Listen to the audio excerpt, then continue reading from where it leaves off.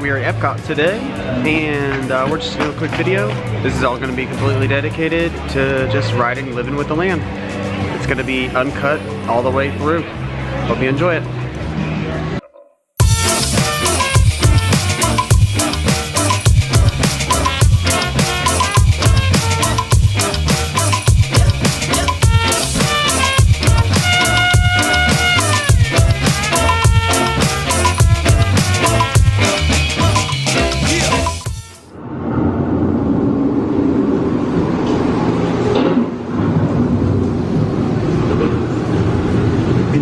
Surface of the land, roots trap water from the flowing mud, extracting precious nutrients and minerals. These elements, combined with sunlight, create the diverse living systems of our planet.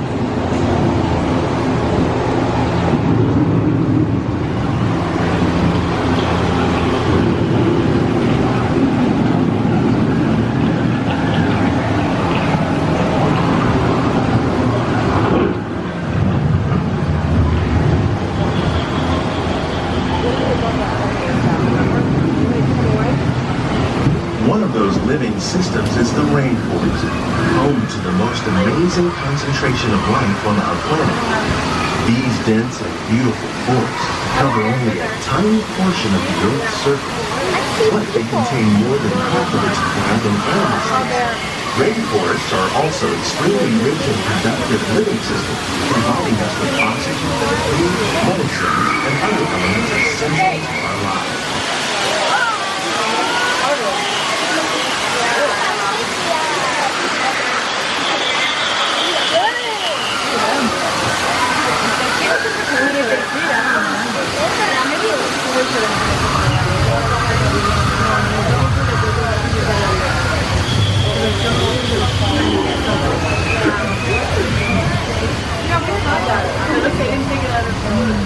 In the desert, nature has created a very different, but no less beautiful living system. And while this arid landscape may seem lifeless, it is very much alive. The plants and animals that have learned to survive in these harsh conditions make use of what little water they can find and avoid the scorching rays of the relentless sun. The American prairie once appeared as desolate as the desert, but over time, rainwater and nutrients gradually penetrated the hard surface of this land. Even the hooves of the mighty buffalo helped create the rich soil and for one day become home to the American farm.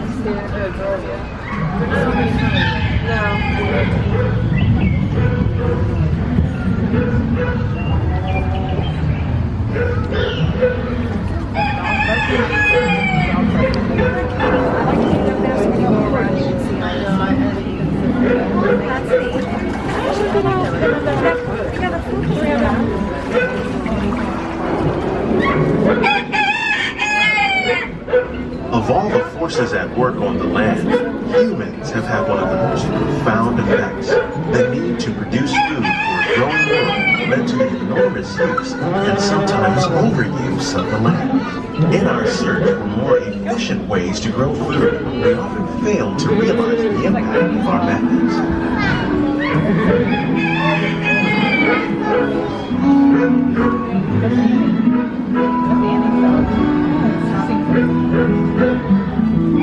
Today, we're learning to live with the land, discovering better ways to grow food that will assure both human and environmental well-being.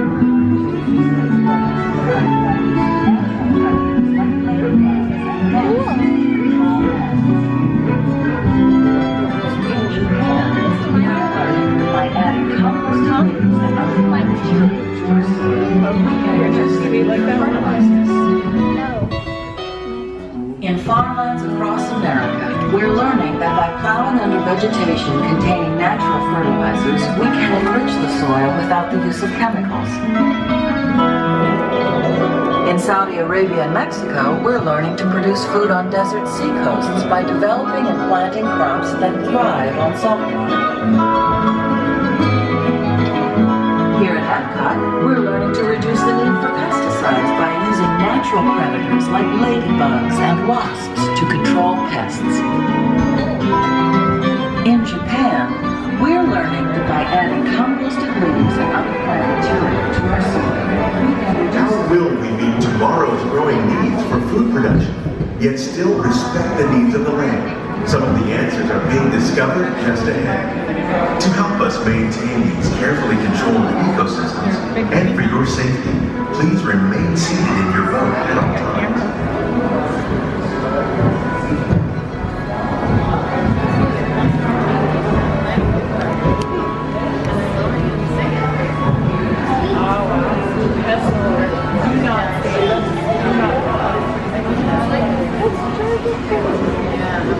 Welcome to our living laboratory, where scientists from Epcot and the U.S. Department of Agriculture are exploring innovative ways to produce bountiful harvests now and into the future.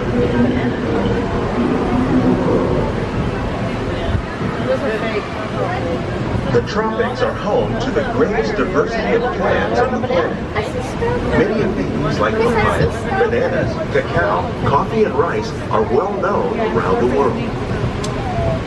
These are just a few of the edible plants that have been an important source of nutrition for people living in the tropics. Many are rich in vitamins and minerals, while others are well adapted to growing in less than ideal conditions. Some, like the water lily, thrive in wet, swampy areas and waterways. All parts of this plant, even the flower petals, are edible. The starchy root of the plant has long been used to make flour for baking.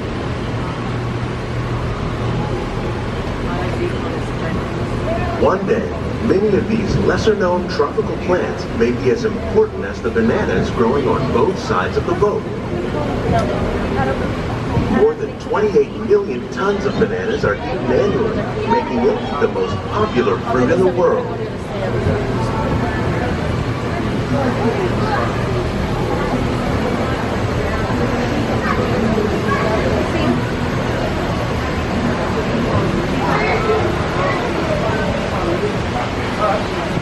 When we mention farming, you probably don't think of fish, but fish farming, or aquaculture, accounts for nearly half of all the seafood consumed globally. Tilapia, bass, and catfish, like the ones you see here, are three of the more popular crops raised by fish farmers. The sustainable system we're using here recycles the water in the tanks. As a result, we're able to save millions of gallons each year. Our small fish farm produces nearly 5,000 pounds of fish each year to serve in restaurants around Walt Disney World. Innovations like this one can play an important role in our efforts to produce bountiful harvests and still protect natural resources.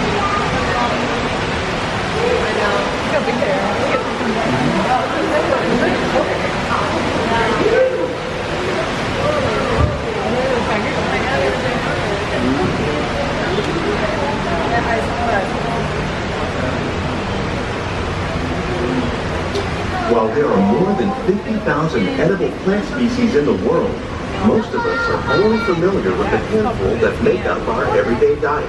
The common grains growing here, wheat, maize, sorghum, and millet, plus rice, account for nearly 2/3 of our global food consumption. Learning how to increase yields of these staples is an important goal of research around the world.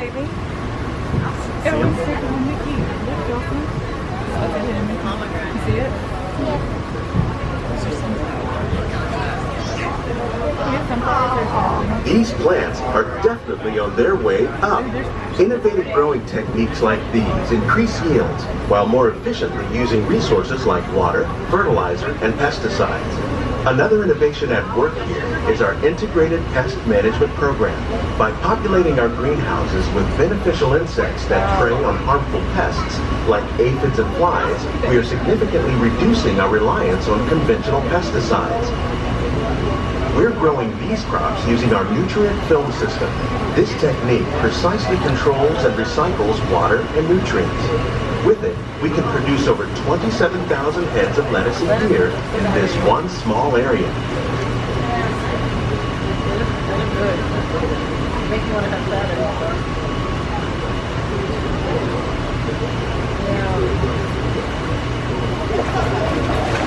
Some of our best ideas have been inspired by nature, like these fruit and vegetable trees. By growing these ground plants vertically, we can increase yields and better control diseases. These crops taste as good as they look.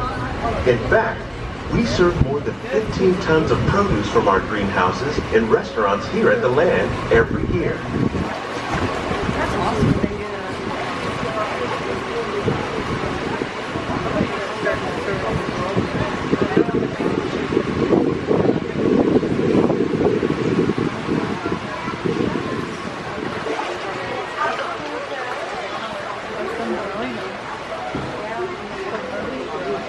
The future of agriculture may include innovative ideas like this vertical growing system. Plants grown in this way use a fraction of the space required by traditional growing methods. That saves water and increases production. The aquaponics system on your left combines hydroponics with aquaculture. The fish provide a natural source of fertilizer for the plants, and the plants help keep the water clean for the fish. It's another great way to produce more while using less. In our lab, Epcot scientists are working with the U.S. Department of Agriculture on a number of innovative projects. The goal of these efforts is to produce higher yielding and better quality plants.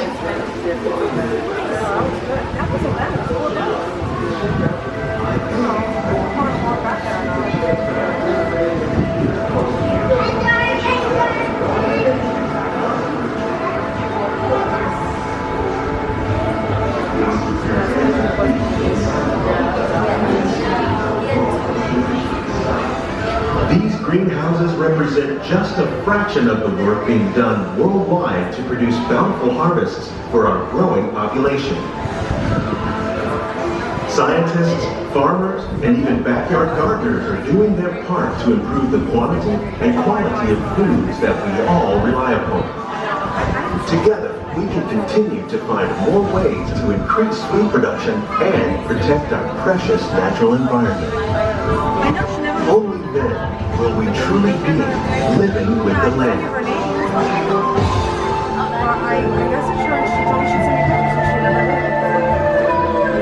On behalf of Walt Disney World, we hope you've enjoyed this unique journey through our living laboratory. If you'd like a closer look, then check out the Behind the Scenes walking tour. It's a chance for the whole family to get up close and personal with the plants and growing techniques in our laboratories. Please keep your hands and feet inside the boat and remain seated until the boat comes to a complete stop.